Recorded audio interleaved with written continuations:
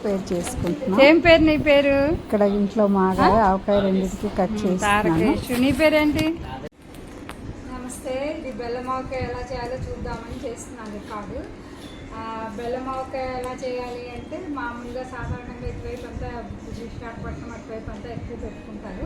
నేను ఆల్రెడీ కొంత కలిపేశాను. ఒక 10 కాయలు మాత్రం చూపిద్దామని ఇక్కడ పెట్టుకున్నాను. ఈ 10 కాయలు ఇక్కడ మనం కలెక్టర్ కాయని రెడీ చేసుకొని ఉంచుకోవాలి. అది ½ కేజీ కంటే తక్కువ. ఆవుపిండి కూడా ½ కేజీ కంటే తక్కువ కొంచెం. అలాగే కారం కూడా కొంచెం 10 కాయలు కనుక కేజీ 25 కాయలు అయితే మనం కేజీ పిండి కలుపుకుంటాం. కేజీ చొప్పున. కొందరు దానికంటే కూడా తక్కువ వేసుకుంటారు, కారం తక్కువ కావాలనుకున్న వాళ్ళు. ఇప్పుడు 1/2 కేజీ కంటే కొంచెం తక్కువ వేస్తున్నాను నేను. అలాగే 1/2 కేజీ కంటే కొంచెం తక్కువ ఆవపిండి వేసాను. కొంచెం వేచిన మెంతిపిండి ఒక్క పిసరు ఒక స్పూన్ టేస్ట్ కోసం. ఇంగువ, పసుపు ఆల్రెడీ వేసాను. ఇంగువ కొంచెం. తర్వాత బెల్లం ఆవకాయకి ముఖ్యంగా బెల్లం ఎక్కువ వేసుకోవాలి. ఇందులో దగ్గర 2-3 కేజీలు బెల్లం పడుతుంది. 25 కాయలకి మీకు దగ్గర 2 కేజీలు, 10 కాయలకి దగ్గర 2 కేజీలు అలా పడుతుంది. ఇలా బెల్లం అంతా వేసేసుకోవాలి. తర్వాత నూనె వేసుకోవాలి. నూనె మొదట్లో కొంచెం వేసుకుని తర్వాత మిగతాది తర్వాత కలుపుకోవచ్చు. మనం ఎండబెట్టుకున్న తర్వాత కూడా కొంచెంసేపు దీనికి బెల్లం ఆవకాయకు మామూలు దానికంటే కూడా తక్కువ, కొంచెం నూనె తక్కువ పడుతుంది. ఇలా నూనె అంతా వేసేసి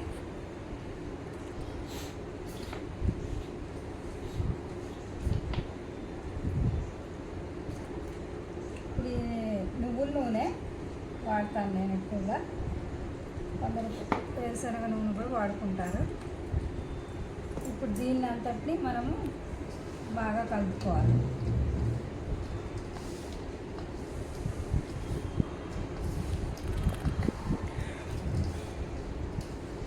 కలుపుకున్న తర్వాత కింద మీద అన్ని యూనిఫామ్గా కలిసేలా కలుపుకొని, ఎలాగైనా మరి ఎండబెడతా అంటే అప్పుడు కూడా ఊట అంతా కలిపేస్తాము. అప్పుడు ఊటలో ముక్కలన్నీ వేరు చేసి ఎండబెట్టుకోవాలి. ఊట వేరుగా, ముక్కలు వేరుగా. ఇప్పుడు దీనిలో కొంచెం ముక్కలు వేసి మనము పక్కకు వేసుకోవాలి. జాడీలో ముందు తీసేసుకోవచ్చు. అలాగే ఊట కోసం కానీ నేను ముందు ఇందులో వేస్తున్నాను. అంత అయ్యాక జాడీ తీసుకుంటాను.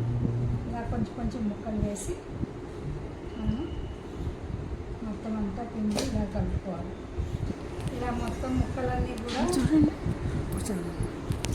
పిండి కలిపి అన్నీ రెడీ చేసుకోవాలి. పెద్ద కష్టం కాదు. ముఖ్యంగా బాగా ఎండ పెట్టిన ప్లేస్ చూసుకుని ఒక 4-5 రోజులు ఎండలో పెట్టుకుంటే ఆ ఊట అది వేరు చేసి, ముక్కలు వేరు చేసి ఎండలో పెట్టేసుకుంటే 4 రోజులు బెల్లం ఆవకాయ రెడీగా చాలా బాగుంటుంది. అన్నిట్లో దోశల్లో వేసుకోవచ్చు, అన్నంలో కలుపుకోవచ్చు, బిర్యానీలో వేసుకోవచ్చు.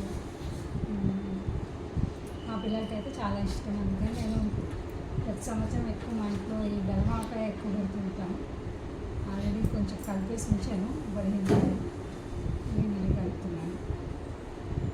మరి ఊట వచ్చింది ఎండబెట్టిన తర్వాత మరి ఇంకో వీడియో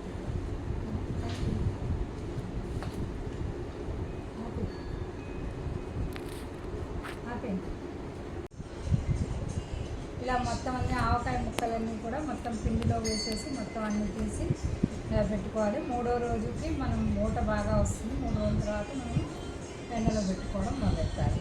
అప్పుడు ముక్కలు వేరే, అది వేరే వీడియో చేస్తాను.